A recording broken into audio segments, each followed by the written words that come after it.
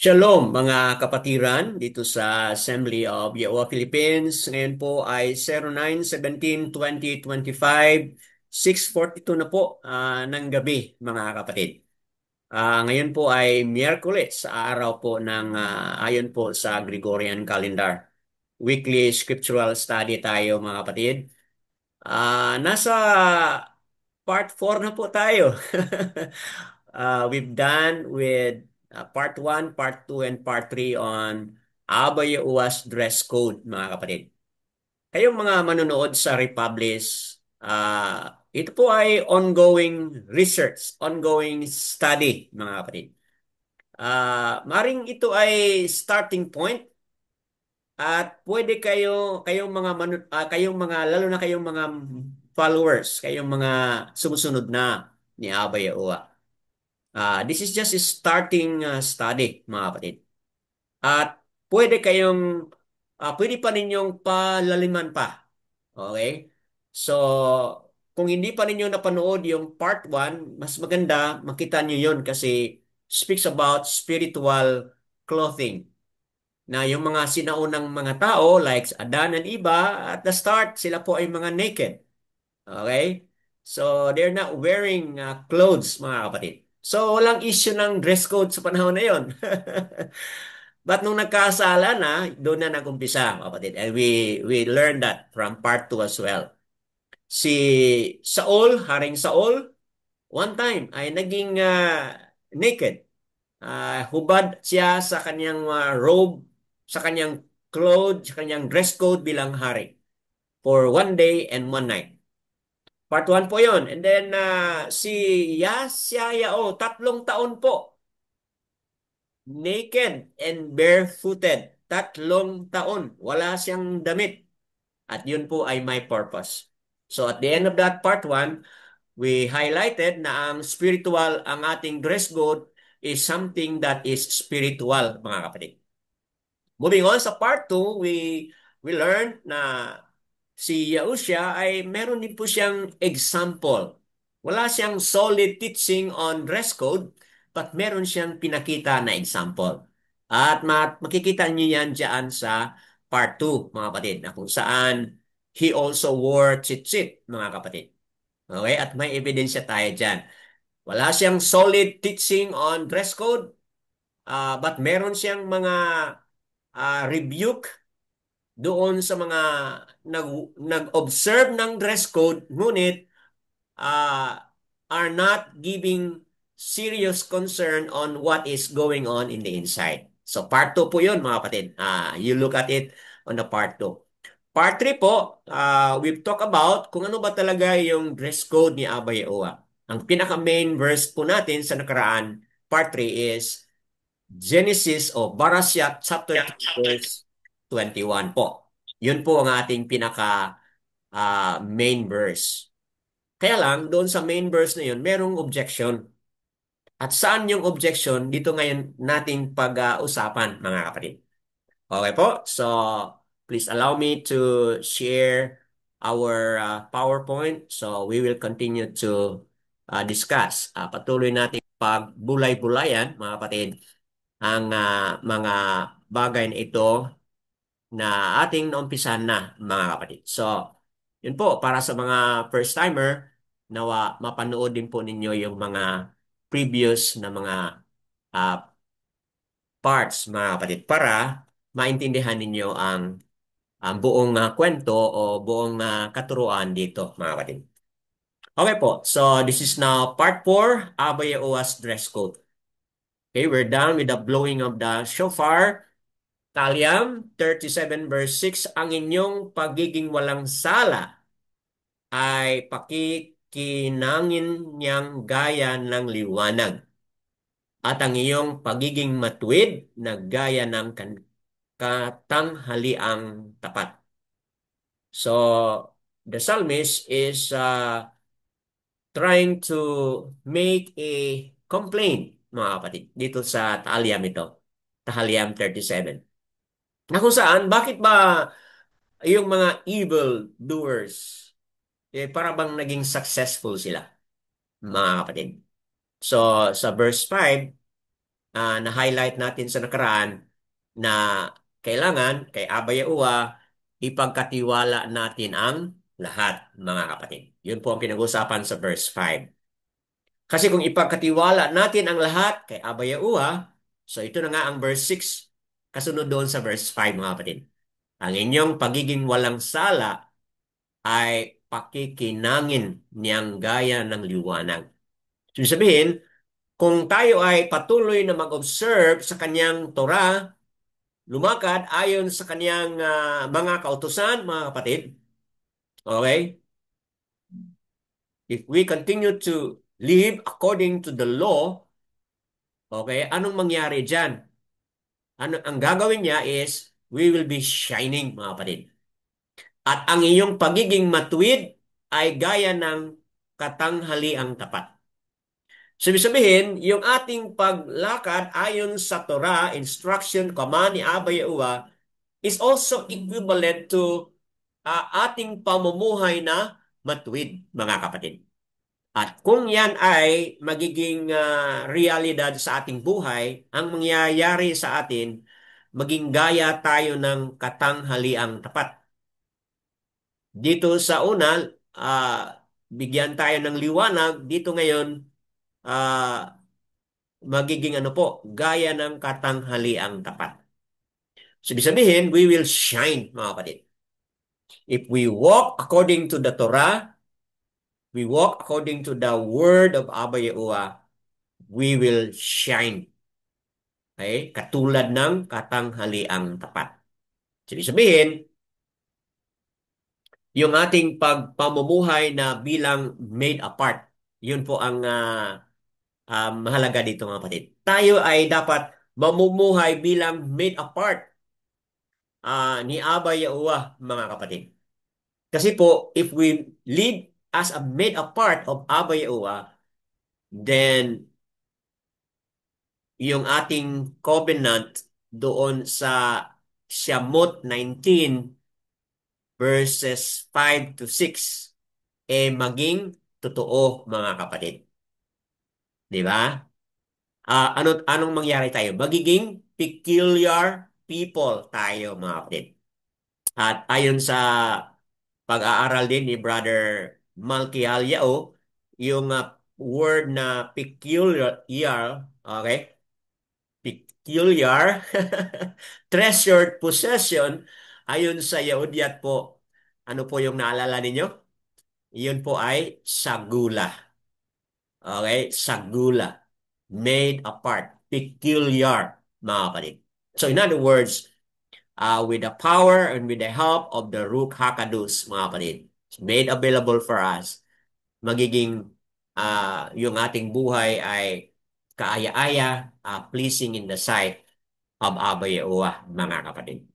So that being said, ito na nga po, mga kapatid, kung first o second time, third time pa ninyong makinig sa ating Republish, ito na nga yung apat na mga titik. Yad, Hey, Ua, Hey. Okay? Yad, Hey, Ua, Hey. Kung ating babasahin po itong yad, yan po ay letter Y. Kaya magiging ang Hey or Ha ay AH, ang pagkabasa, AH. Kaya dugtong natin yan, Ya, U, Yahuwah. Yahuwah po, mga kapatid, ang ating Aba na kung saan nandyan din po makikita natin sa mga scriptural character. Wala pong letter W yung ancient, mga kapatid, but instead, W is U, letter U, mga kapatid. Kaya itong Judah, hindi po ito tama, Judah, kasi walang letter J. Tama po dyan ay Yahuda. And take note, if you take away D, what remains is Yau. Yaua. Di ba, mga kapatid? So, dito sa pangalan Yauda, nandiyan din po yung mga titik sa pangalan ni Aba Yahuwah, mga kapatid. Okay, moving on, bilang pagbigay recognition kay Yahusha, unang Yaokanan 4 verse 5. Sila'y sa sanlibutan. Kaya tungkol, okay, sandali no? Okay. Kaya tungkol sa sanlibutan ang kanilang sinasabi at pinapakinggan sila'y ng sila ng sanlibutan. So, mga kapatid, we are not of the world, kumbaga, mga kapatid. Dahil hindi tayo ay taga-mundo, mga kapatid. So, kailangan hindi tayo makinig doon sa mga dikta ng makamundo, mga kapatid. Ang mundo ay meron siyang sariling system, mga kapatid. At tayo, dahil nandito tayo nakatira sa mundo na ito, minsan nandoon tayo sa hirap o struggle na ayaw natin yung sistema ng mundo, ngunit magkakaroon tayo ng struggle, mga kapatid. So kaya, bilang mga made apart ni Aba Yahuwah, kailangan mamuhay tayo na sang-ayon sa kalooban ni Yahuwah, ni Yahushua, mga kapatid. Hindi po maging kapareho doon sa sistema ng mundo, mga kapatid. And prior to this verse, verse 4, why is that important? Because Yahushua is greater than him. Sino yung him na tinutukoy doon? Satan, mga kapatid, which is in the world. Okay? So kaya tayo, we belong to Yahushua, we belong to Yahuwah, and Yahushua is greater than Satan, which is in the world, mga kapatid. Yes, medyo mahirap dahil Satan may mga system na siya dito sa mundo, kahit saan-saan nandyan na yung kanyang system. But mga kapatid, take note, Yahushua is greater than Satan. And in fact, Yahushua already conquered Satan, mga kapatid. Kaya yung pressure ng mundo, lalo na dito sa issue on dress code, mga kapatid, hindi tayo dapat ah, magsabi na, ang hirap naman yan. Okay? Bakit po? Kasi Yahushua already conquered the power of Satan. He is already defeated by Yahushua, mga kapatid. Therefore, yung sistema ni Satan, dapat wala nang bisa, wala nang power dito sa atin because Yahushua already conquered Satan, mga kapatid. Okay? So, yung pamumuhay natin ayon sa katotohanan, which is Yahushua po yung katotohanan na yan, di ba, mga kapatid? When you know the truth, ano pa yung sinabi niya? The truth will set you free. So nawa, itong mga dress code na ito, marami tayong mga katotohanan na nabanggit dito. From part 1 hanggang ngayon sa part 4, mga kapatid. Nawa, itong mga katotohanan na ito ay wala tayong ibang narinig at naramdaman kundi yung mga katuruan ni Aba Yahuwah through Yahushua, mga kapatid. So yan po. Ito na nga po yung 5 mga titik sa pangalan ni Yahushua, Yahau, first 3 letters. The same din po sa pangalan ni Aba Yahuwah. Then yung last 2 letters, Shan, ito po ay SH sound, ito po ay Ayan, which is an A sound. Kaya kapag basahin po natin yan, mga kapatid, Yahusha.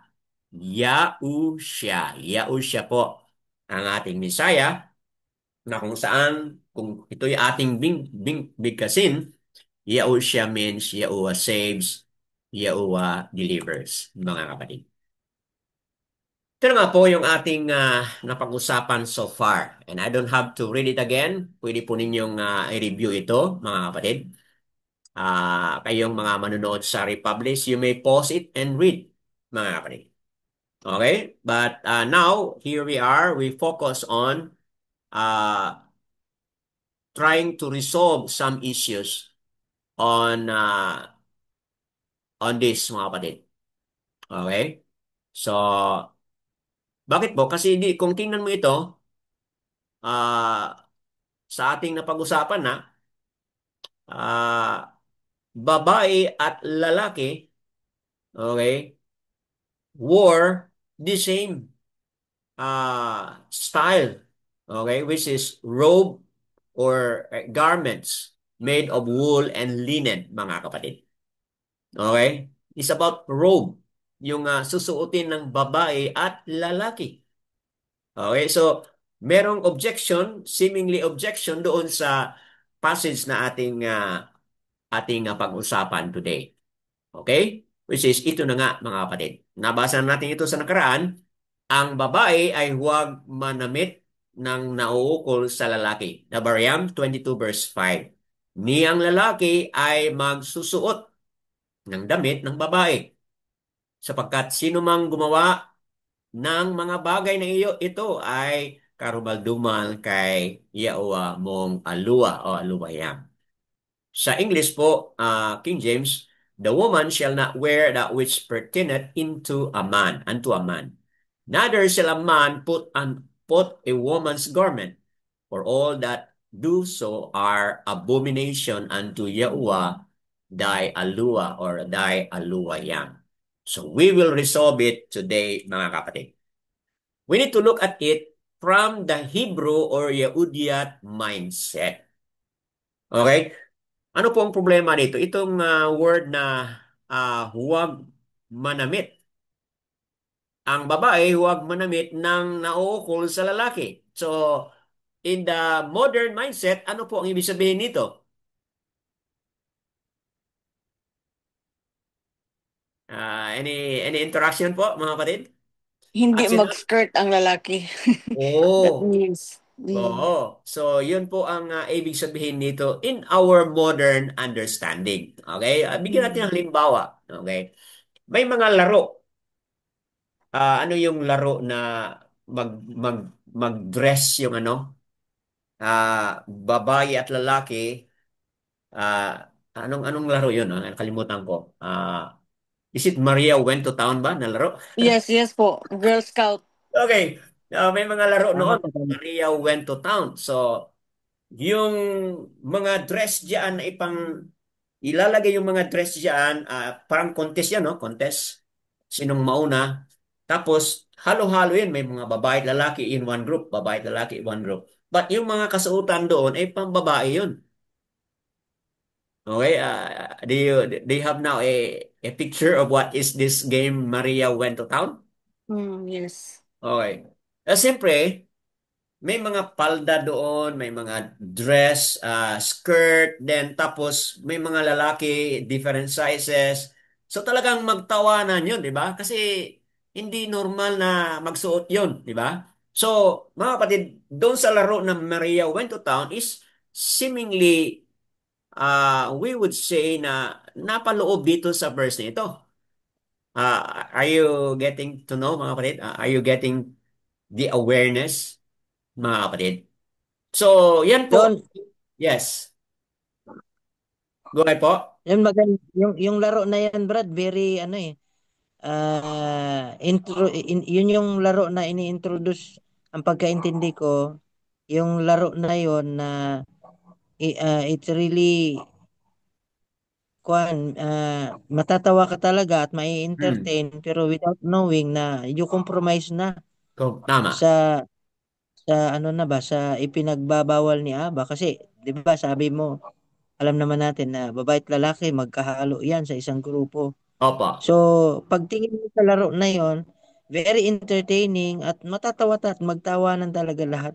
Hmm. Pero without knowing na kung halimbawa ako man sa lalaki napapunta doon sa group na yon, Hmm. kapag ka nagawa ko na, ay patay na, laglag na ako doon sa Deuteronomy, Dabarim 22:5. Opo.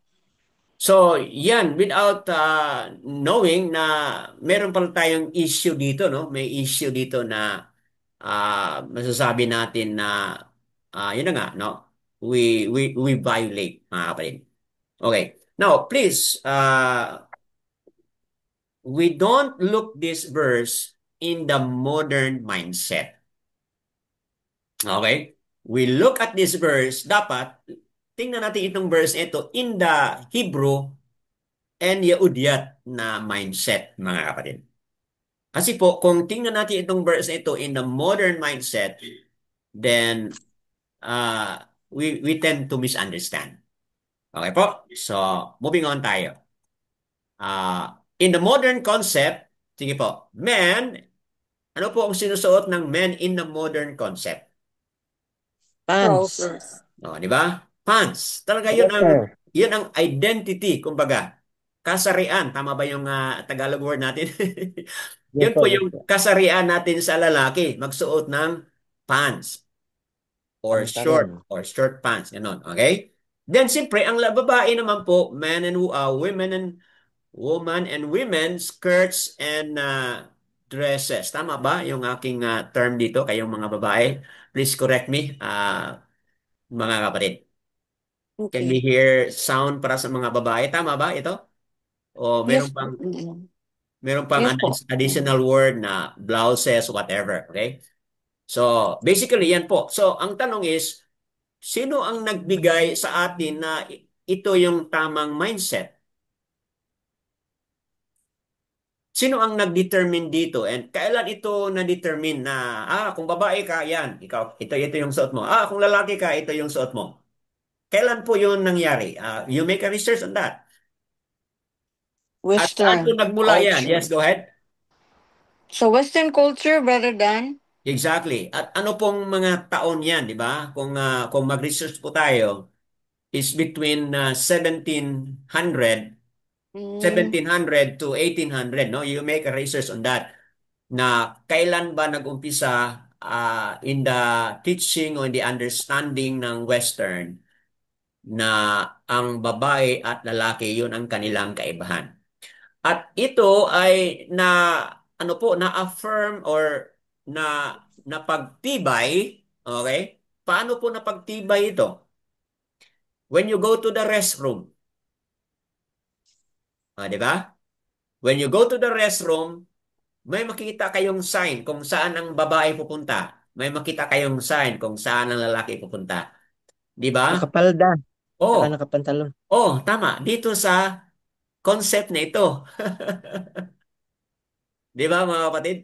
So, it is not only uh, seemingly enforced in the day-to-day at sa mga kalakalan or saan ba diyan, mga kapatid. But, yun na nga, you will see it, mga kapatid. It is integrated, kumbaga. Kung ano yung modern concept doon mula sa West, it is also being integrated. Okay? Dito sa system na ng company, okay? Dapat yung mga dress code ng mga babae, ganito, dress code ng mga lalaki, ganito, and so on and so forth. Di ba mga nakita ninyo yung how it is being integrated? Okay po? So, yan po. But do you think that that is the understanding of Masya or Moses and Yasharal in their time? Okay, so I'm asking, kung ako yung Ano, Brad? nagkamali, pwede po nating i-correct. Ano Yes, yun, Brad? yes, brother, go ahead. Ano po yung pagkasabi nyo na nawala Okay. kasi? Okay.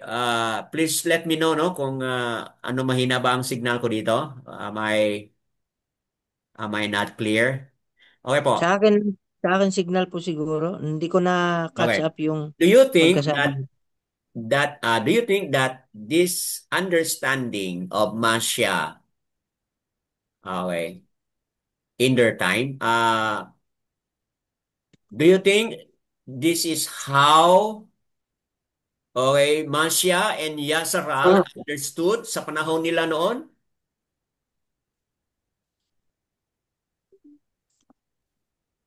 Sa akin, Brad, kung balikan natin yung ancient, parehas ang identity ng halos hindi magkalayo ha. Kasi ang sa lalaki kasi long ano din eh. May parang anong tawag diyan sa parang robe Oh, din na okay. ang So, suot nila. So, so you're saying, Brad, which is ganun din po yung aking pananaw, you're saying na ito modern. Okay? Ito yung modern mindset. Pero hindi pwede na yung modern mindset natin, gamitin natin pag-interpret doon sa verse kasi hindi po ganun ang pag-unawa nila ni Masya, Moses at yung mga Yasaral sa panahon na iyon. Okay? Mm. As as we have explained sa nakaraan, Barasyat 3:21. Okay? Doon sa Barasyat 3:21, sinabi kasi doon, no, mamaya ipakita natin uli yung verse. Sinabi kasi doon na Abayewa made garments. Okay? Ah, ito, kung basahin natin ito, parang ketonet ito kung sa modern na pagkabasa, no? Ketonet. Okay? Ketonet. Dahil sa may mga tuldok-tuldok dyan, magbago, no? Ketonet. But kung hindi ako Nagmimikro. nagkamali, Brad, sa Yehudiyat, yan ay katanat. Okay? Sa modern, dahil may mga tuldok, ketonet. But sa, Yun po, yes po, tama po. but sa Yehudiyat, dahil wala man tayong mga tuldok, so katanat. Na ang ibig sabihin, ayon kay James Strong, H3801, ito pong word na ito na katanat, ang ibig sabihin po is, gumawa si Abba Yahuwah ng coat. Okay, coat, which is translated 23 times, or gumawa si Abba Yahuwah ng garment. Coat or garment. And that is translated 5 times. 5 times. Then, also translated as robe. Robe, translated 1 time, mga kapatid. Okay? So, kung tingnan mo yan, walang issue, walang ano diyan, walang Son. fans. Hindi hindi makapasok dito yung concept ng pants or concept ng skirts. Hindi makapasok diyan. Kasi babae at lalaki, for man and woman, ito yung ginawa ni Abba, coat, garment, and robe. From this word, katanat, mga kapatid. Okay, ito na nga ang ating napag-usapan na sa nakaraan. Okay? Asawa ng kasuotan, balat, at sila'y dinamitan. Abba Yahuwah made this garment. Okay? For his wife, coats of skin, and clothed them. Okay? Yun po yung word na katanat.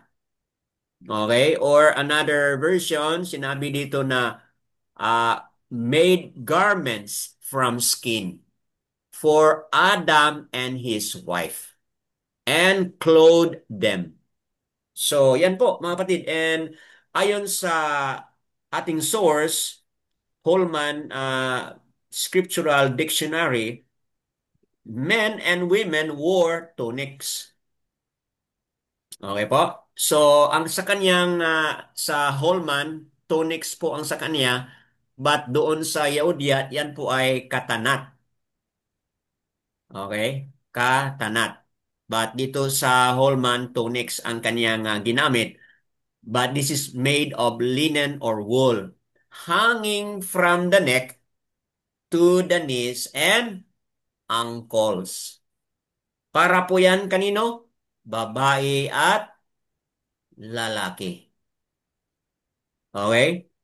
Ah, sino ba dito yung hilig manood ng mga ah, may mga ano ba? May mga anyway, basta wala akong picture na mapakita dito, but kung titingnan mo ito, hanging from the neck to the knees and ankles for man and woman. Okay? So nasaan na yung ano, doong sinasabi doon na pants and skirts. O, di ba, mga kapatid? Kasi ito po ay reflected dito sa mga ancient time, mga kapatid, kung ano yung kanilang mga kasuotan. So most likely sa panahon ni Masya at Iyasaral, ganon din po ang kanilang mga kasuotan, mga kapatid. Okay? So, yan po. Now, balik tayo doon. Brother Dan, Yes, hindi Sister. tama yung yung dressing ng mga Muslim women at saka yung mga lalaki. Oh, Pag ganyan. may punto sila, sister. Mm. Kasi Pag ganyan, oh, yes, oo. yung kanilang sister, yung kanilang mga kasuotan reflects of the ancient time. Hindi sila they don't reflect on the modern na mga dress code. Okay? Kasi itong mga Muslim na mga mananampalataya, they also made a study on ano yung mga kasuotan nila ni Abraham noon, nila ni Moses, kasi tinitrace up din nila kung ano yung mga what is common sa panahon na iyon. Okay po? Now, balik tayo dito sa Deuteronomy 25 verse 5. Okay? Na sinabi doon na yung lalaki, hindi siya magsuot sa suot ng babae. Okay? Now, dito sa verse na ito, dalawang beses nabanggit ang man. Tama? So usually, ang man, i-translate yan as Adam, okay? O i-translate yan as, kasi usually yung woman, Asya, di ba? Brother Yasario. Yung Yes po. babae, Asya. And Opo. then yung man can be also nagbula yan sa Hebrew word. Ang babae can be Yehudyat word Asya. Okay? Ang lalaki, Yehudyat word for that can be as. Okay? Yes po. As. Or Asya para sa babae. Pero dito, for the sake of emphasis, dito sa verse 5 ng Deuteronomy 22, ang English word na man is coming from the word geber. Ito po, geber. Geber kung gagamitin yung mga tuldok. Pero kung walang tuldok, paano natin basahin yan? Brother Yasar, gabar ba? Tama ba? Gabar? Sa May... walang tuldok po. Opo. Oh, kung may tuldok, geber. Opo, Pero kung geber. walang tuldok, yan ay magiging gabar. Gabar. Okay, ito po Gabar. ay ayon kay Strongs, ito po ay Brown Briggs, no, mga kapatid? Yes po. Kang Strong, H1397, ganun din po kay Brown Briggs. Geber, Geber, okay? So, tinan mo yun, ang definition nila, may pagkapareho sila ng definition sa word na gabar kung sa Yaudyat na pagkabanggit. Which is, ang ibig sabihin ay man or strong man. Which is also related to warrior. Okay? Mm. Warrior. So itong gabar is a strong man but defined in relation po sa warrior. Okay? Mandirigma. O, tinan mo ito. Properly a valiant man. See? Doon, strong man dito sa kang Strong's Concordance, valiant man or warrior. Kumbaga. Okay? So, ano po yung ibig sabihin nito? Na ang definition or understanding of the word man is in reference to being a strong and a warrior. Okay? So therefore, hindi yan ang kung titingnan mo itong understanding sa Yaudyat word gabar, mga kapatid, na highlighted dito yung word na English word man, which is referring to a strong man, a warrior, a valiant man, mga kapatid. So this is not, if that is the meaning, then hindi mo ma put into understanding na ang pinag-usapan dito ay ang dress code. Nakuha ninyo? This is not about dress code, kumbaga kung titingnan mo yan. About Because, men. yes, because it's about men. Mm. Man who is strong, okay? A man who is involved into warrior. Okay? So, hold on lang muna sa inyong mga pag-unawa. But tingnan natin na yung word ng man dyan has something to do with the role of Mhm. a man, kumbaga. Kung ano yung function ng man. Yun po yung nais kong i-highlight dyan sa definition na yan. Ayon po dito sa research na ginawa ng ating source person dito, ah kinuha niya itong quotation ni ah Josephus. Okay, ito po kay ito na nga po no. Josephus ito no. So this is not coming from us but this is coming from Josephus Antiquities chapter 4 843 no. Where sinabi niya dito which is related po dito sa Deuteronomy 22 verse 5. Sabi niya where he says take care especially in your battles that no woman use the habit of a man nor man the garments of a woman. Okay? So, doon kanina sa Strong's number, referring to the word man, who is valiant, who is strong, and who is involved in war, in battle, dito rin po si Josephus, binanggit din po niya yung word na battles. But sinabi niya that no woman use the habit of a man, nor man the garment of a woman. Okay? So, basic idea dito is, yung mga lalaki, para pang digmaan yan. Okay? No woman use the habit of a woman, nor man the garment of a woman. Okay? So, at least meron na tayong kunting idea, no? Now, moving on. Dito sa CEB translation. Okay? CEB. Nakalimutan ko ano ibig sabihin ng CEB. But this is another translation, mga kapatid. Ito po yung kanyang pagkasalin dito sa 22 verse 5. Women must not pretend to be men. And men must not pretend to be woman. Yahuwah, your Alua or Aluayam is disgusted with Contemporary. people who do that. So, what's the point, mga kapatid? Itong verse na ito is not about dress code. LGBT. Oo, di ba? Sa modern, di ba mga kapatid ngayon?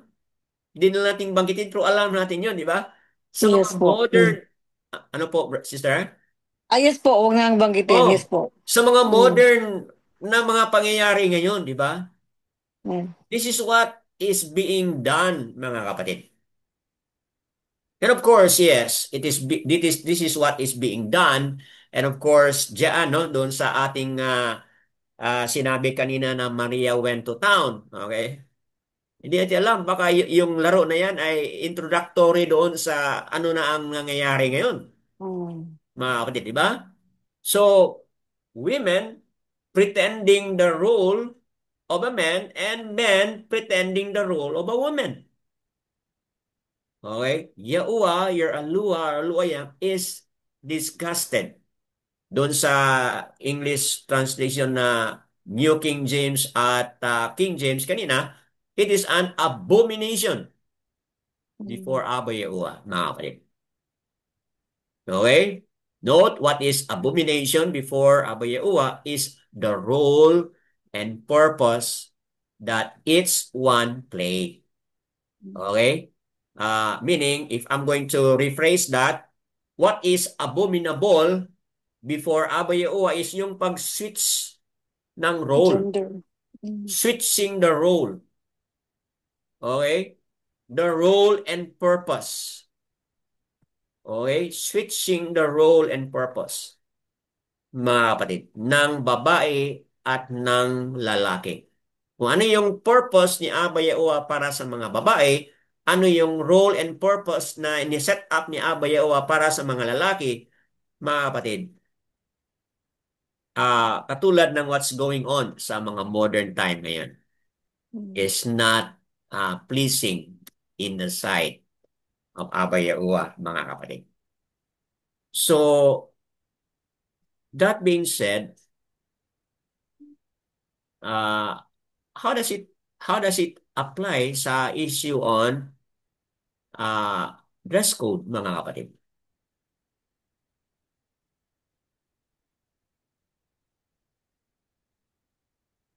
Anyone would like to share? Kung ito yung understanding natin, so far for now, kung ito yung ating understanding, then how does it apply or what's the implication dito sa issue on dress code? Yes, go ahead, brother. Sino po mo salita? Brother Yasar, you have something? Mm, kung sa kung ang dito ba Brad sa talatang to Brad o sa translation na to? Oh, yeah, ito po yung translation but idagdag na natin yung katanat kanina, yung yung ano yung nakuha natin doon sa dictionary, Holman dictionary, whatever, no? So, we're trying to integrate na.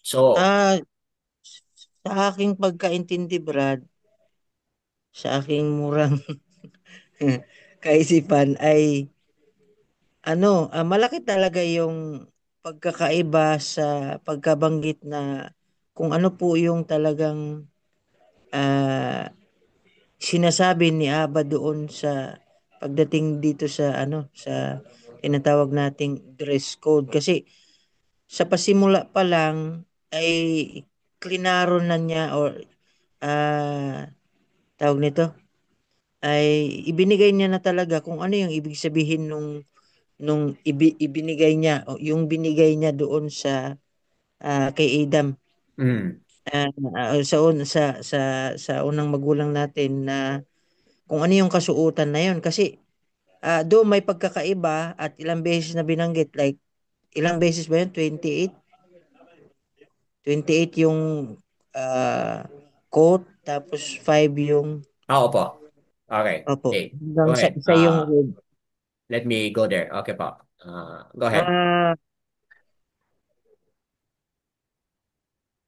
kung sa translation Ito ng po. Brad kasi Ah, ayun yun H3801 quote 23 times pala. Oh. opo. Garments 5 times, then robe 1 times. Mm, Though magkaiba yung word na ginamit, pero sa aking pagkakaintindi, when you say coat kasi Brad, I still remember na kapag ka mga ancient garments or dresses yung pag-uusapan, long dress talaga siya Brad eh. long dress. Kasi Okay po. kung pag-uusapan natin is coat sa ngayon naman in modern time, merong maiksing coat, meron May ding mahaba. maiksi. Opo. Opo, opo. Tapos pagdating naman sa garments, the same thing na merong maiksi, meron ding mahaba. Mm, At ganun din sa robe, ano po. Pero ang pinag-uusapan kasi dito, kung ano yung ibinigay talaga ni Aba, pamula doon sa pasimula hanggang sa ngayon in modern times, na yung ba talaga ay ah, tawag nito, umakma ba o mm. sa ano ba sa Bisaya pa nintakdo ba siya sa unang tawag nito unang o Sinaunang kung mga ano yung tao. opo kung ano yung hindi naman sinasabi nating qualification kung ano yung klase ng damit na ibinigay niya doon sa unang tao ah, compare sa ngayon Mm. kasi talagang kumbaga nagiging katawa-tawa na parang nagiging katawa-tawa na or joke ba na kasi Brad sagana pa daw nung una sagana pa sa damit o sa tela pero sa Ngayon, ngayon sa modern short times na.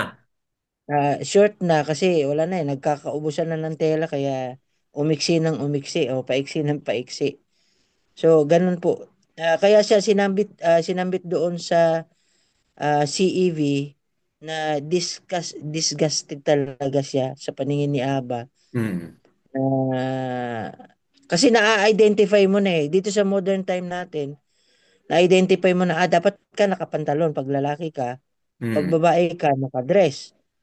Pero kung babalik rin natin ang situation, magdidress yung lalaki, magpapantalon yung babae, parang ano yun talaga, disgusting talaga ang dating. Kasi alam mo na yun talaga ay akma para sa lalaki lang, bakit mo sinuot ang pambabae? So para bagang ano eh, sorry to say or sorry to use the word, para ka ng ano eh, may sayad or may ano eh, may tama sa utak eh, parang ganun. Mm. Ah, yung sinusuot mo na o ginagamit mo na yung hindi naman talaga para sa iyo. Yun yung pagkakaano ko, Brad. Okay po. Sige po. Let's add that into our teaching ano po. So ito na nga yung definition natin dito sa tunics o yung robe made of linen and wool, okay? So hanging from, okay? So yung idea on the robe, no? Ganyan. Mga kapatid, balik tayo dito sa CEB, no? So kung balikan natin itong CEB, this is more than ano po, more than Dress. a dress code, no? Yes po. Oo. This is more than a dress code. Kasi yung ginagawa dito is yung role and purpose. Okay? So hindi lang magandang pagka-express ko dito mga kapatid. What is abominable before Abba Yahuwah is performing the role and purpose like uh, what is happening sa modern ngayon. Okay? So, alam na natin kung ano yung mga tinutukoy natin mga kapatid. Yun po Mm. ay isang bagay na abominable before kay Abba Yahuwah. Mm. So, how then do we uh, connect this if this is how we understand Deuteronomy 22 verse 5, how then do we integrate it into our understanding of dress code? Okay, doon sa nasabi na kanina ni Brother Yasario na long dress talaga, no? Long dress talaga yung shall we say yung if we say of modesty, no, long dress talaga. Okay, robe, garments and robe and long dress, yun talaga ay when we say of modesty, yun talaga ang modesty that reflects sa ancient na panahon, mga kapatid. Okay? So, anyone else would like to add something bago tayo Yes. mag-proceed? Rather than, Oh yes, go ahead po. Sister Bakar Shayao, a woman Brother of Dan, Abayao. Go ahead po. ang nasa loob ko sa topic about modest, appropriate dressing ay ganito. Dalawang verse ang nasa aking isip. Hmm. Yun nga ang Jeremiah 6:16 Mhm. na ah, basahin ko po sa 6:16. Hallelujah scripture. Thus said Yahuwah, stand in the ways and see, and ask Okay. for the old path, where the good ways is, and walk in it, and find rest for yourselves. But they said, we do not walk. Sa verse na ito, it speaks of the old path, The old old path. ways, Opo. Hmm. lumang pamamaraan, Hmm. lumang pamamaraan ng damit, pananamit. Ang lumang pananamit sa mga babae noon ay yun na nga matatawag nating long dress na manang, manang na manang na Hmm. manang ang dating. Kung ihahambing sa kasalukuyang standard ng pananamit ngayon na na-adapt sa Western culture, Western style. Um, Gusto kong sundin itong verse na ito na manamit sa style sa lumang panahon Hmm. na balot ang katawan ng babae dahil angkop doon sa pagka-set apart sa style ng mundo. Hmm. Oh, gusto ko na pag nagsuot ako ng ay ah, ang ah, kasi pagka nagsuot ako ng shorts or pants or trousers at hindi long skirt Hmm. or long dress, nakikipag-compromise ako sa style ng mundo. Hindi na ako ma-set apart sa ito sa nga sa mundo. Ah, wala nang mag-aakala na iba ako sa kanila. Sa isip ko, dapat maiba ako sa pananamit ng lahat para makapagbigay sila ng pag-iisip or mag-wonder kung bakit kaya palagi akong naka-long dress at naka-palda or skirt at di man lang ako naka-short or naka-pants. Sa pamamaraang sa pamamaraan man lang na sa pagsusuot ng long dress at skirt ay makapagtanong, baka magtanong sila bakit ito ang suot ko. Ah. Naisip ko na dito ako makapag-share at Hmm. makapag-explain Okay. about being made apart na gusto ni Abay Yawa na gagawin ko. At maging awareness sa mga nakatingin sa aking pananamit ba na ang way of dressing ko ay naiiba sa way of dressing nila. Ito ang nagbigay sa akin ng motivation na mag-follow sa old way of dressing. Mag, Mukha man akong manang na manang, Hmm. long dress covering my whole legs, not dress na above or below the knee lang, Hmm. kundi buong legs ko talaga tagong-tago. Kaya nasa conscience ko, Brother Dan, na i-follow ko itong old path from now on. Hindi na ako magpa-pants, but long dress na. It depends on the conscience that matters kasi Hmm. at motivation. At dito naman sa Matthew 5:28, Brother Dan, Matthew ah 5:28. kasi dito sa Matthew 5:28 na nasabi dito, basahin ko po na. But I say to you that everyone looking at a woman to lust for her has Tama. already committed adultery with her in his heart. Ito talaga ang pinakabasihan ko kung bakit mag-dress ang babae modestly or appropriately. Hmm. Dahil tukso talaga sa mata ng mga kalalakihan ang revealing parts ng katawan ng babae. Ang dibdib, ang balakang, ang hita, ang legs, ang bilugang puwet, etc. Hmm. Kahit hindi maganda ang mukha ng babae, ay malakas talaga ang hatak ng libog or lust sa mata ng kalalakihan. Hmm. Iba talaga ang kanilang sexual appetite or desire. May iba-iba silang standard kung kalibugan or lust kung ang pag-uusapan sa mga lalaki. Kaya di dapat i-display or ipakita ang mga masiselang bahagi ng katawan ng babae sa pamamagitan ng pagsusuot ng miniskirt, Hmm. mga see-through, mga Ah. bikini, mga plunging neckline, makita na yung cleavage, may slit ang skirt sa bandang hita. Oh. Ito ay mga provocative looks na ah, after na ah, makita ng lalaki ay mag-cause ng automatic charge sa katawan ng lalaki na ma-stimulate ang sensual desire ba, ma-ignite ang iyang sex drive, sexually stirred ang kanilang imagination na kung hindi mapagbigyan ay nire-rape yung babae.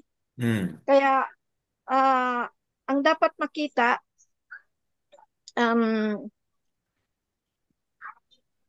ito ang responsibility ng mga babae na takpan, cover ang katawan kasi source ng tukso ito at ang dapat makita lamang ng at itong verse na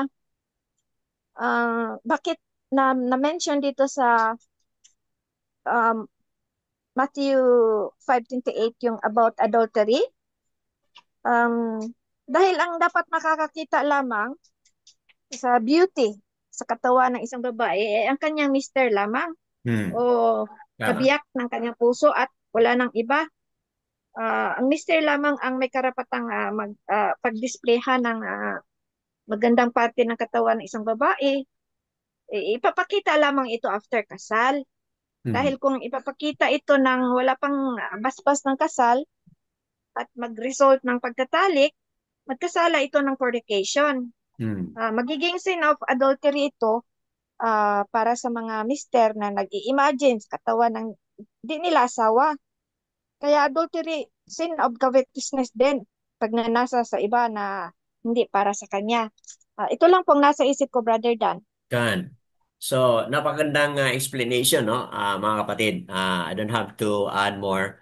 Tinanong ni Sister Marife Tama. ano yung verse. Sister, nasa Matatiao chapter 5:28. 28. Yes po. And then yung another is Jeremiah Jeremiah 6:16. Jeremiah 6:16. Yes po. Okay. Okay So, po. Thank you. okay po. So, yun mga kapatid, ang dalawang mga talata with all the wonderful explanation, mga kapatid, in which Yehusha affirm doon sa Matthew 5:28.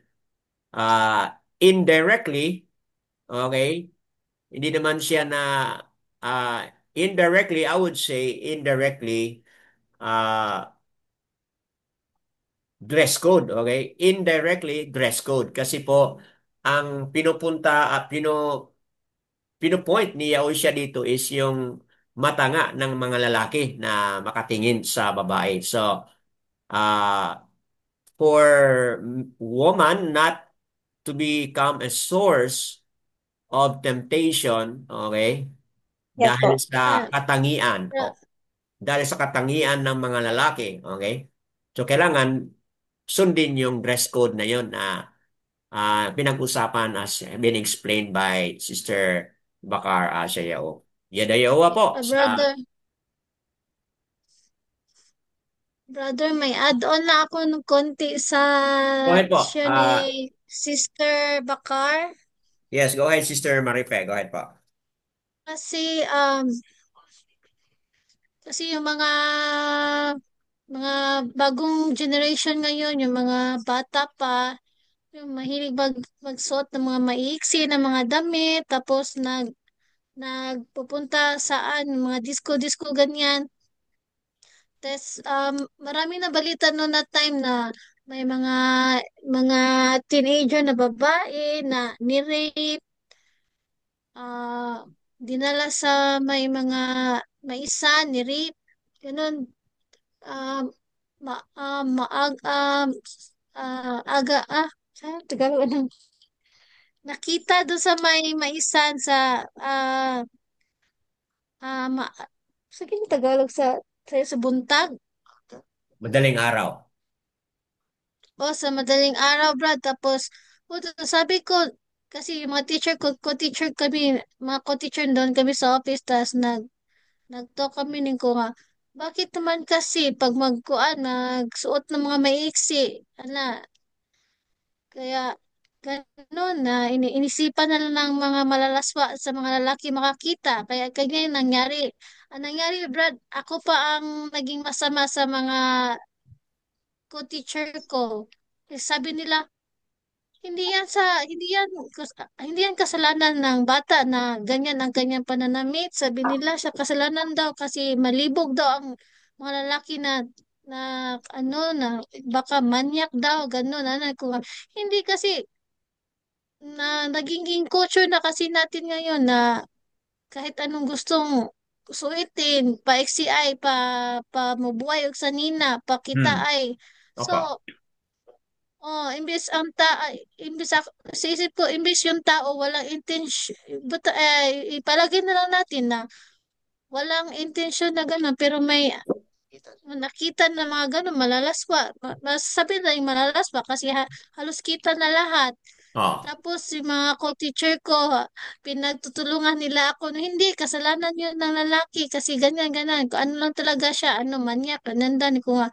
Nasa atin naman din kasi yun, you should be modest, ganyan nga. Yung iba pa naman na co-teacher ko, mga Christian pa naman sila, pero pinagtutulungan nila ako dahil kasalanan daw yun ng ano, sa nagtanaw,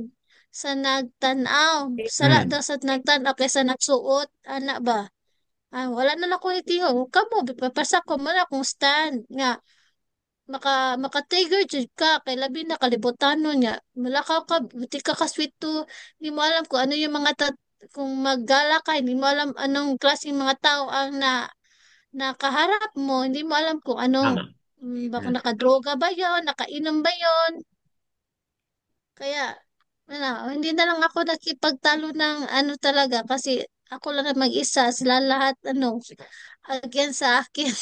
Mm. Kaya wala na lang, hindi na lang ako nag-ano. Tama.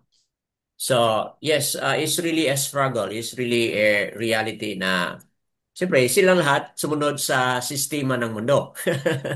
Eh talagang maiiba tayo. Tama, you have a point, Sister Marife. But good na you stood out and you spoke out. At kaya rin nang na-affirm na ni Sister Bakar sa iyo.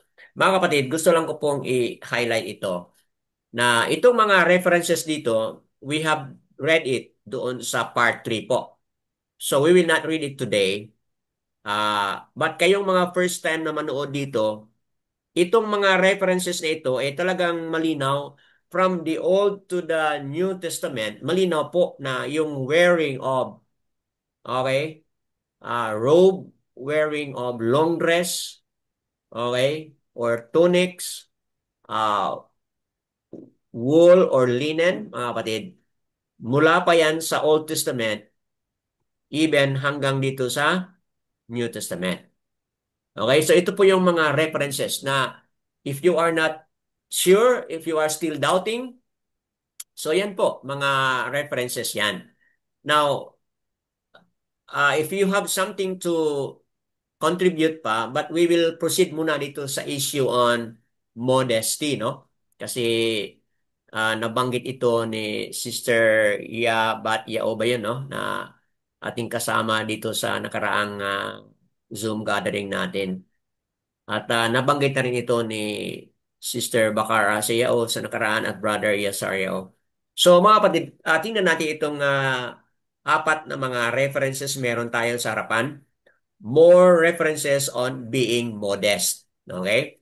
So i-connect na po natin yung mga issues on dress code dito. Yung kasuotan mula pa sa panahon nila noon. At ngayon, how do we apply itong concept on modest, mga kapatid? Kasi kung modest naman po in lieu of the modern understanding, hindi pa rin modest yun, di ba, mga kapatid? So dapat yung ating understanding sa what is being modest is dapat nakakonect pa rin tayo doon sa Hebrew, Yehudiat na understanding, mga kapatid. Okay? Are we getting to connect here what's going on? Sige po, I need 4 readers to read on this. Unang Timothy chapter 2, 9 to 10. Then another reader, First Peter 3, 3 to 4. And then pangatlo is First Corinthians 6:13. And then Galatians 5 verse 13. So sino pong mauna would volunteer to read?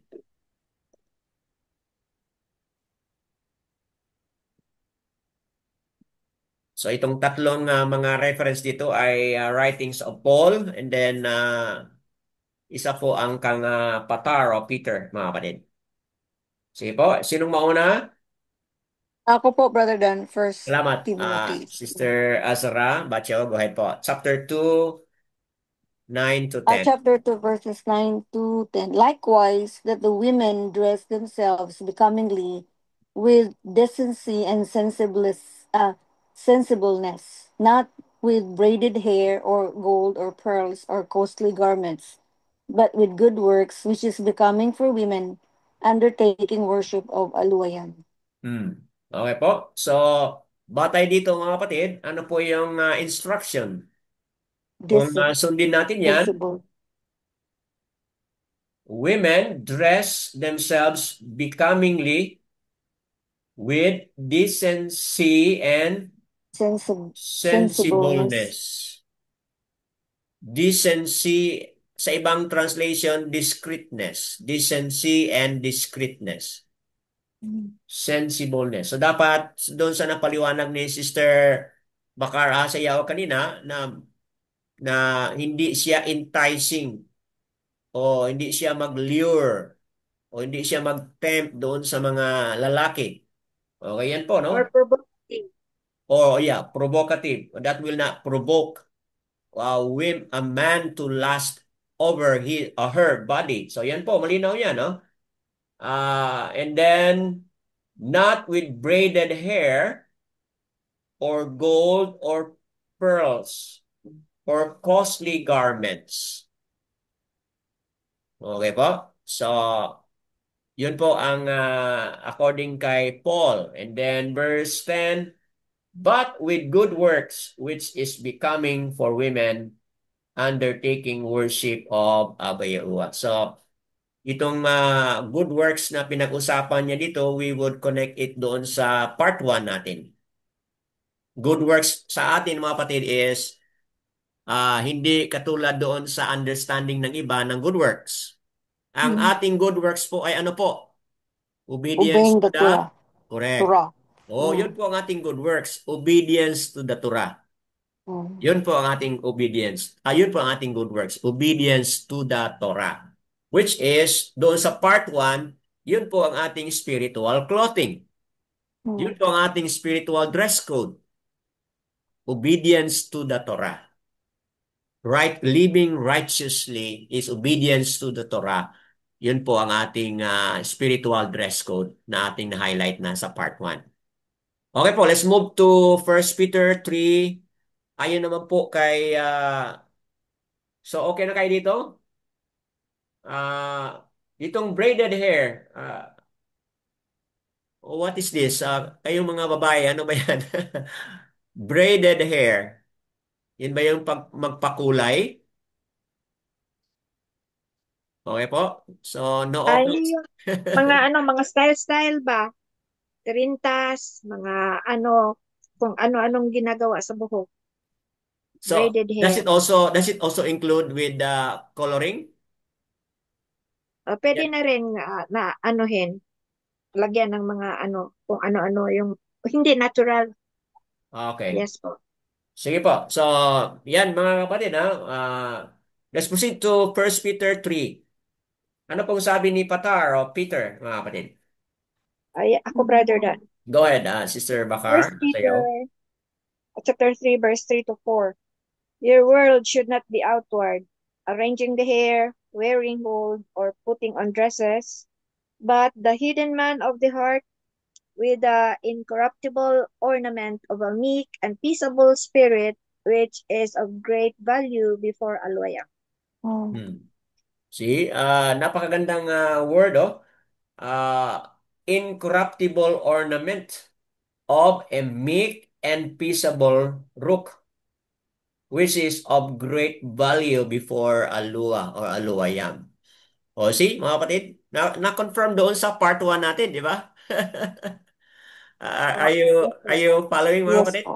Yes. Mm. Na-confirm po doon sa ating part 1. Ah, which is also nabanggit ni Yahushua doon sa part 2 na nirebuke niya yung mga dress code o mga kasuotan ah, eh, eh, ah, na highlight ng mga Pharisees na panglabas lang ang kanilang binigyan ng serious concern but wala silang binigyan na serious concern doon sa pangloob, mga kapatid. Which is dito, malinaw na na-highlight din po ni Patar na yung kasuotan dapat, ito na, verse 3, your world should not be outward arranging the hair. Okay? Okay, so parang similar doon sa braided kanina, no? Wearing gold or putting on dresses. Mga kapatid, meron bang problema dito sa pag-wear ng gold? Meron ba kayong mga research on that? Yes po. Bakit, anong masama dito sa pag-wear ng gold? Is it Ah, catch parang, attention po, Brother Dan. hmm, At saka nagkukos ng envy sa mga walang gold at madidistract sila, pasasabihin sa isip nila mabuti pa yun siya, marami siyang gold, ako wala, mga ganun ba? hmm. Nag-cause ng envy. Okay. Kaya iwasan na Post lang na yung yun mga din. ornaments. Mhm. Okay po. Mga ornaments. Sige po, that's a good discussion on this aspect. Okay, moving on sa Corinthians. Ano pong, balik tayo doon kay Paul. Anong sinabi niya sa Corinthians? Anyone can go there and read 6 verse 13. Already done. Oh, yes, Brother Kasad. Yeah, oh, Brother Pio. Go ahead po, Brad. Okay. Verse 13. Foods for the stomach, and the stomach for foods. But Alua shall destroy both it and them. And the body is not for whoring, but for the adon. Hmm. Adon Uh-huh. for the body. Okay. So, salamat po, Brad Kasadia. So, food for the stomach and stomach for food. But ang luwa o ang luwayam shall destroy both it and them, and the body is not for warring, but for the adon, for the master, and the master for the body. So, ibig sabihin, merong mga designated. Yung halimbawa, yung pagkain para sa tiyan.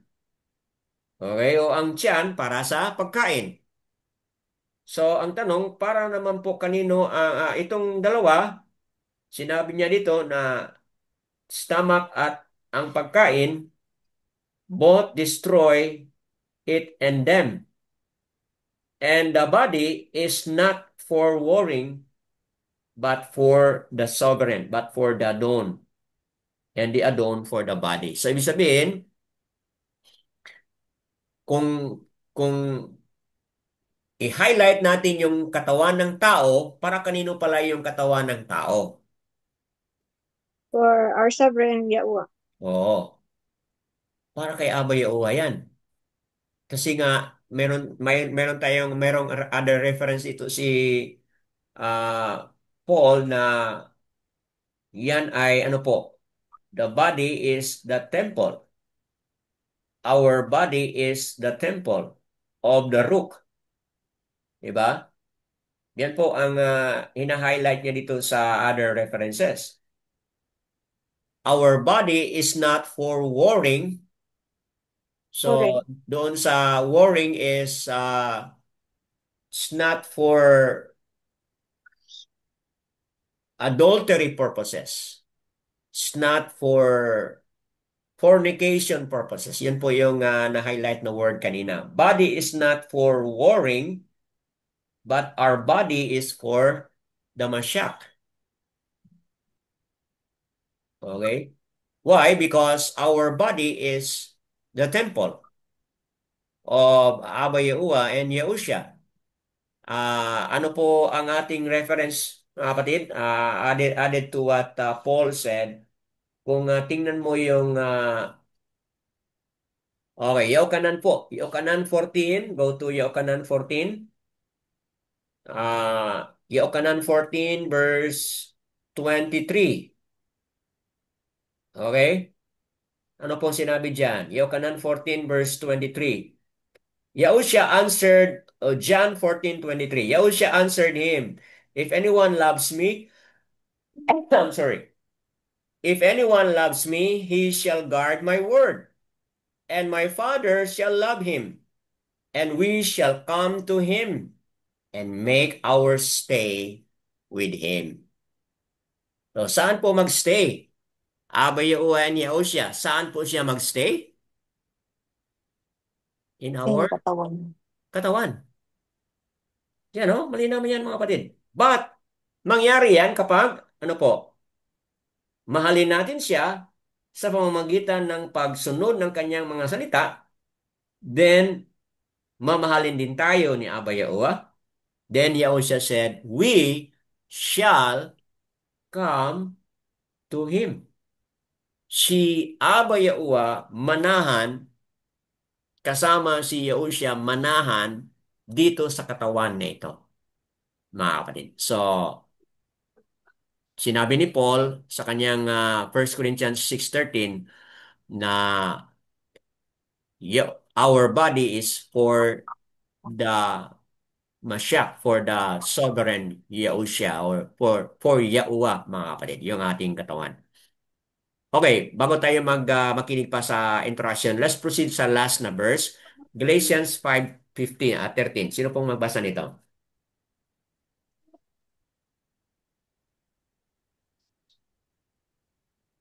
Ako po, Brother Dan, pag wala magbasa. Yes, salamat po. Go ahead, Sister Sarah Bacho. Go ahead po. 5:13. For you, brothers, have been called to freedom. Only do not use freedom as an occasion for the flesh, but through love serve one another. Hmm. See, meron tayong freedom, but gamitin natin yung freedom not to serve the purpose of the flesh, but gamitin natin yun to serve, okay, One uh, another. as a form of love, mga kapatid. So yes, we are free. Free to what? Wear what we want. Okay? But yung freedom na yon, hindi natin gamitin para saan? Flesh. Oh, hindi natin gamitin para sa ating makamundong Going. kagustuhan. Okay? I wear this because mapicturean ko ang sarili ko and then ma-upload ko sa Facebook and so on and so forth. Maraming mag-like, maraming mag-heart. Yun po ay for flesh. Yun po Mm. ay para sa makamundong desire, mga kapatid. Yeah. Okay? So, hindi po ganun. Okay? Yes, may freedom tayo, pero yung freedom na yun dapat gagamitin natin. Okay? Hindi, gagamitin natin para sa pag-serve. But through love, serve one another. Yung freedom na meron tayo, gamitin natin through love, serving others. Hindi po through lust. Okay? We entice other people. Hindi ganun, mga kapatid. But instead, use our freedom for the purpose of Loving. doing love in service for others, mga kapatid. Yada yawa. So let's hear from anyone who would like to add mga bagay na hindi natin napag-usapan or something that you would like to contribute and add. Please go ahead po. Sa nasabi ko na kanina, this is a starting, this is an ongoing, rather, this is an ongoing search, mga kapatid. Maraming hindi natin na paliwanag or wala tayong mga picture na napakita dito sa mga sample, but yung mga words na ating narinig, mga verses na ating napaliwanag, I think marami na tayong mga na napag-usapan dito. So, go ahead, Brother Yesario, you wanna add something? Go ahead po.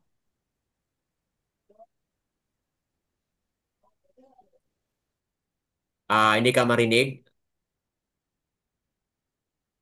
Wala Brad, wala. I see. Okay. Okay po. Anyone else? Sister Azara, you wanna add something? Brother, naliwanagan lang ko nung yung explanation niyo po sa Deuteronomy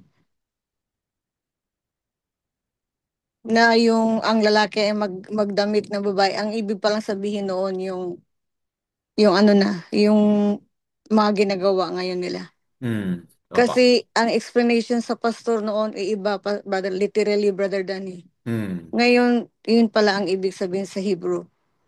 Sa Hebrew meaning na yung sa war and Gabar. yung ganun po. Naintindihan ko po. Hindi ko po maintindihan. At wala hong pastor na nakapag kung yung kanilang understanding lang po ay doon.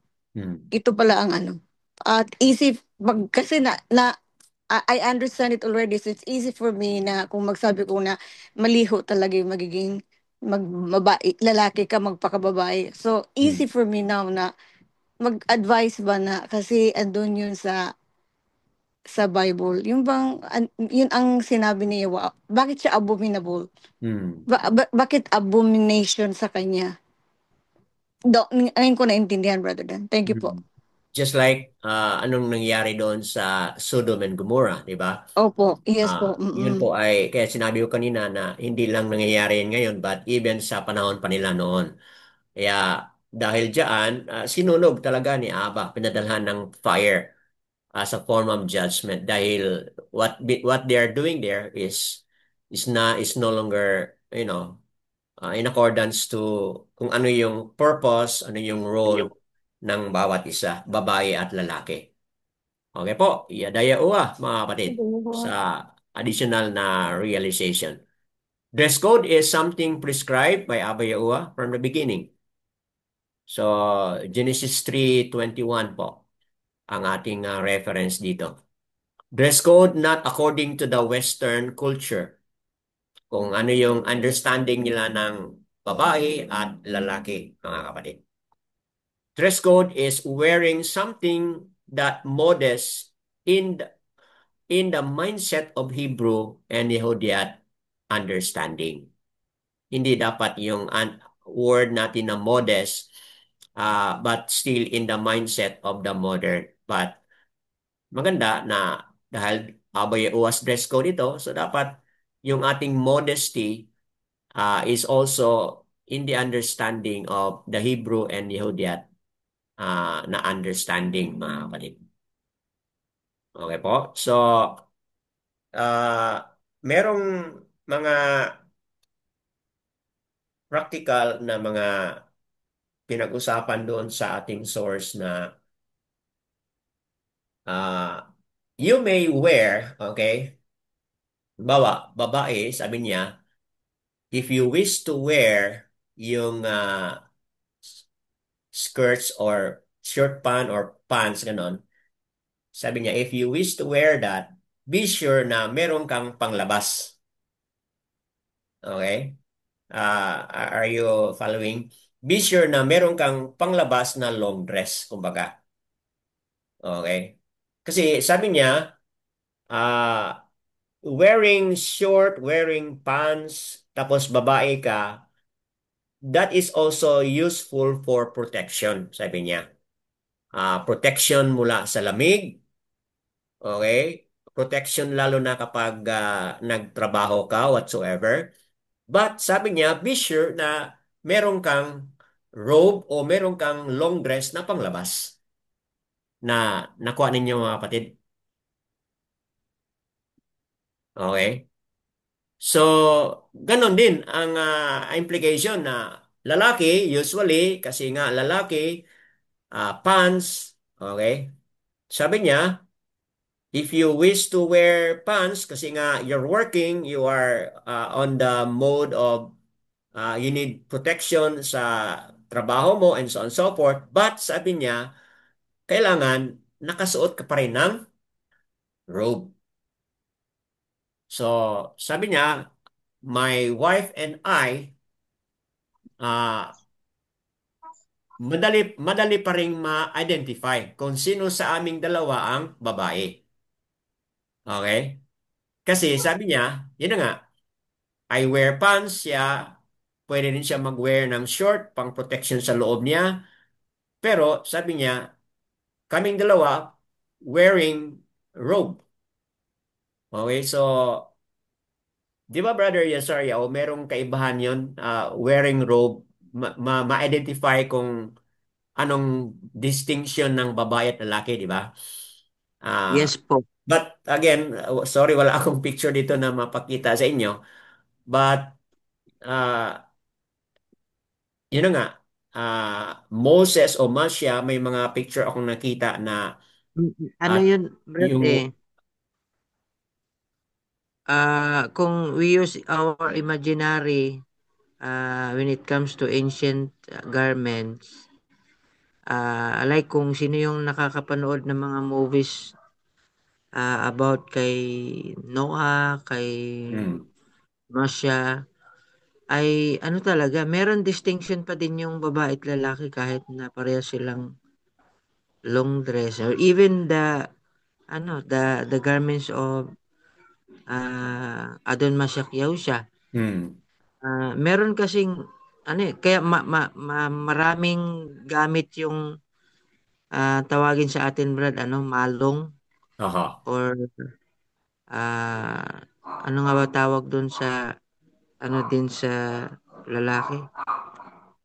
Ah, na sinusuot din minsan ng babae eh.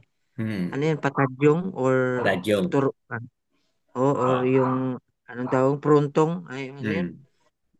Ah, tama po yun eh, na merong nakapaloob pero sa outward, long dress siya, Ah. but still you can identify who's really wearing it. Kasi meron na ding mga lalaki na nagpapahaba ng buhok. Tapos pag Hmm. nakatalikod eh, hindi mo man na, hindi mo na Ah. ma-identify kung babae ba talaga yun o lalaki, di Oo. po ba?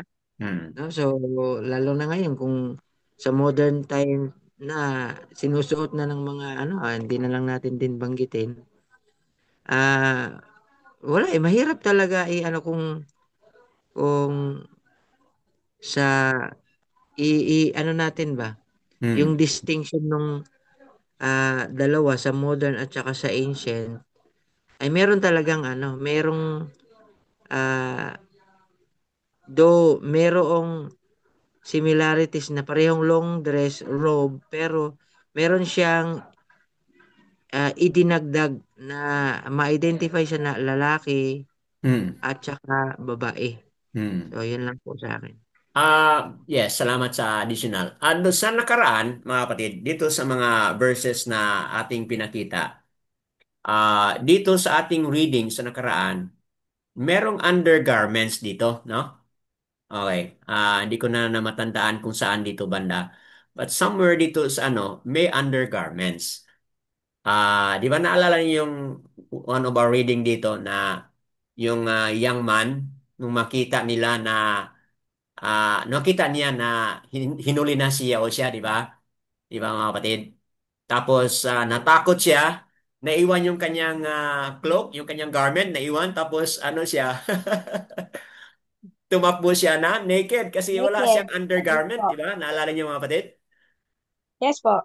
Oh, so ibig sabihin, ah pwedeng mangyari yon na wala talaga siyang undergarment. But meron din tayong reference dito na nabanggit doon na may mga undergarment. So, ibig sabihin, it is not really a strict na hindi kayo dapat mag-wear ng ganito, ganito, ganyan. Kasi ah, kailangan man talaga ng protection, kumbaga, whatever that is. But what is important is yung ating we wear yung yun na nga long dress na hindi siya tempting whatever which we understand dito sa word na modest kumbaga mga kapatid.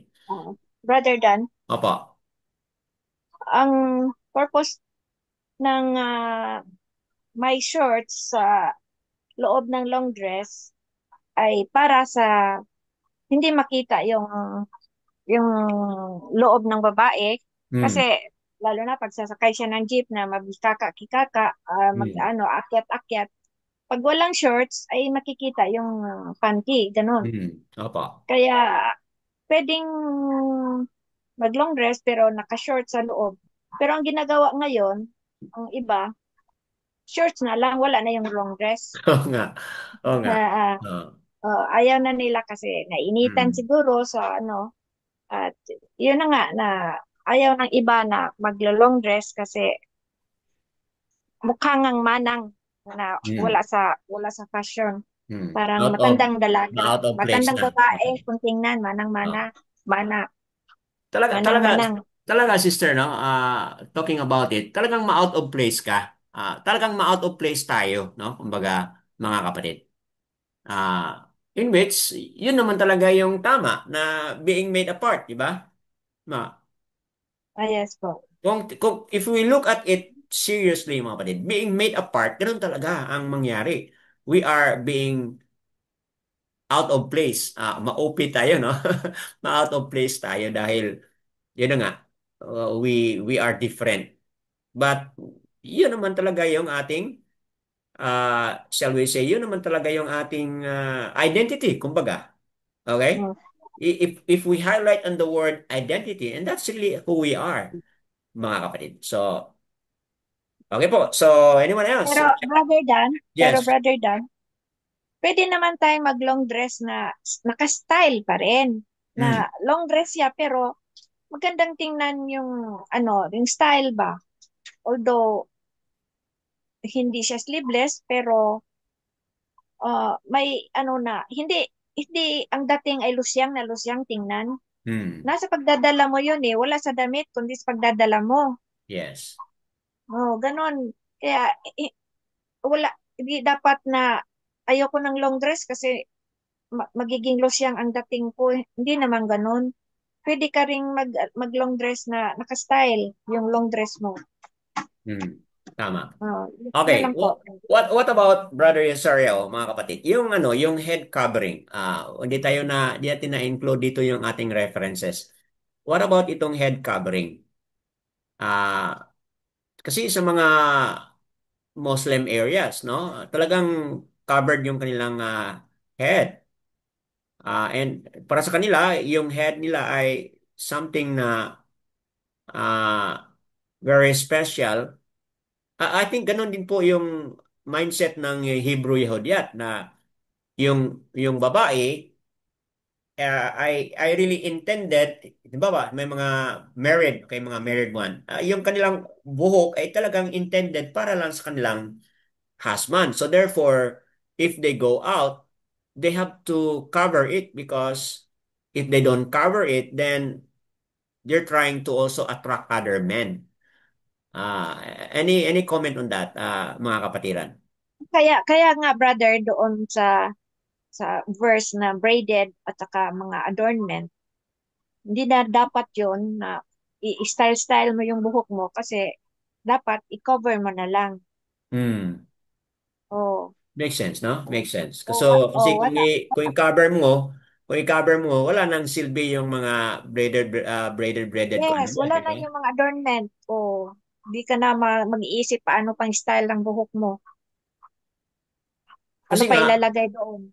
opo, but for lack of references here, but yun ang pagkaunawa ko na yung mga Yahudyat na mga married ones, wife, they live for their husband.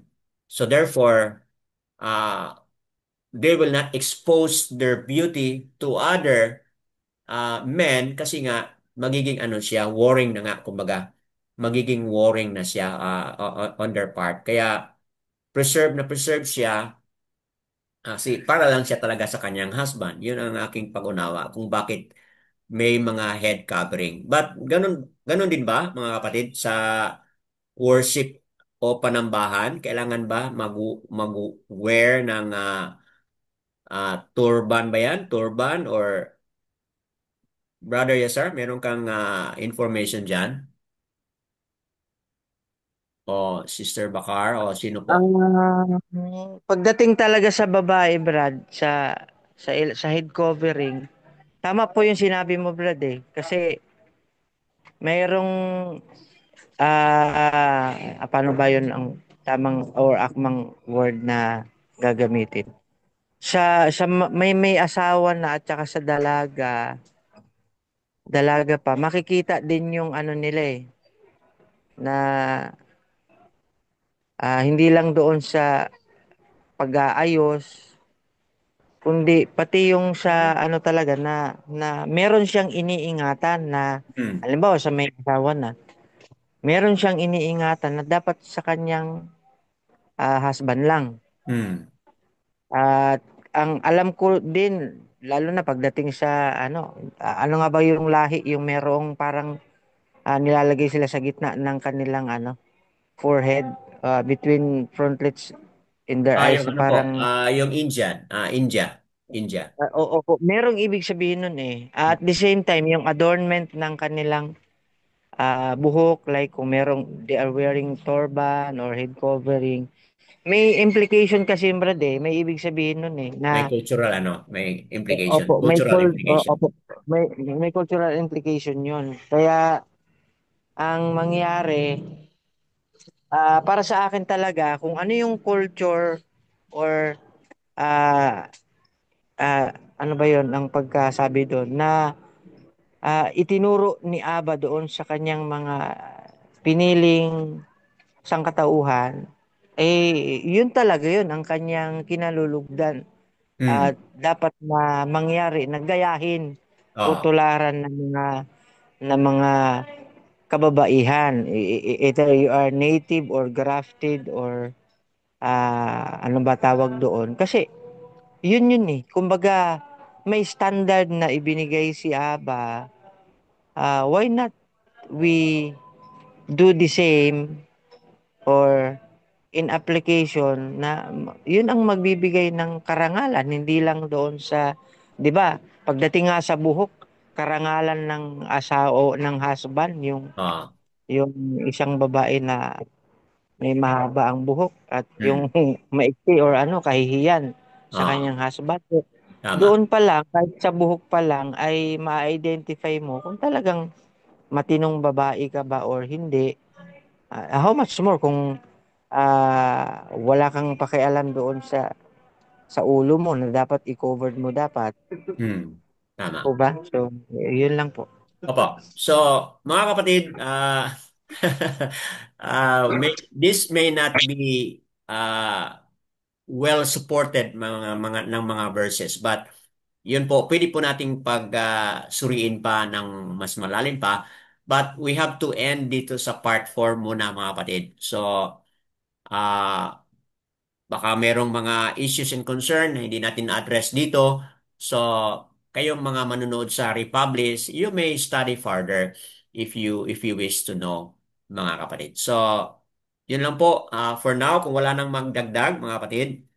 So, you can suggest for more kayong mga manonood sa Republish.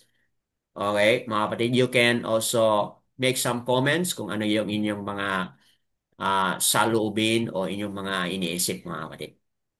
Is there anyone else who would like to make a comment before tayo magtapos? Meron bang magdagdag pa, mga kapatid?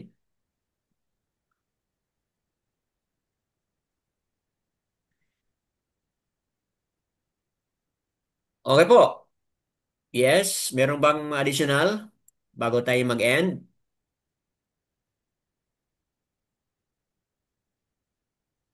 Okay, mga kapatid, kayong mga manonood sa Republish, nawa kung ano yung pangungusap ni Abaya Uwa sa bawat isa sa atin, ah, patuloy tayong magmuni-muni at manalangin, mga kapatid, na masunod po natin yung kagustuhan ni Abba Yaowa. So as a way to end, the way we dress, mga kapatid, part 1, part 2, part 3, and part 4, take note na the way we wear, we are not living for ourselves, mga kapatid. Okay, we are not wearing for ourselves, but we are wearing or we are following dress code because we are bringing the identity of being a follower of Abba Yahuwah and Yahusha, mga kapatid. We may not be able to do it perfectly, but mga kapatid, we progress. We go and we grow and we progress towards a kind of dress code that is really applicable, that is really pleasing in the sight of Abba Yahuwah. While it is true na meron tayong panglabas na attire, mga kapatid, but huwag nating kalimutan, okay, na mahalaga din po yung pangloob. Okay? Uh, it is no longer pleasing in the sight of Abba Yahuwah kung ang ating na-highlight lang ay yung panglabas. It is not pleasing in the sight of Abba Yahuwah. Okay? But kung tinigyan din natin ng malaking halaga ang pangloob, mga kapatid, then so also with outside para maayos, malinis ang loob at labas, mga kapatid. Yun po ay nararapat at yan po ay kaaya-aya sa harapan po ni Abba Yahuwah. Tayong mga believer ni Abba Yahuwah should be model. Okay? Model in wearing that is modest, mga kapatid, and pleasing in the sight of Abba Yahuwah. That being said, let's be patient with others. Let's exercise more shall we say mga kapatid, being prudent. Lalo na kapag ang ibang mga kapatiran natin ay hindi pa sila ganun ka-serious in terms of observing the dress code, mga kapatid. So, that will be all for today. Yada Yahuwah, Basyam Yahusha, mga kapatid. Yada Yahuwah.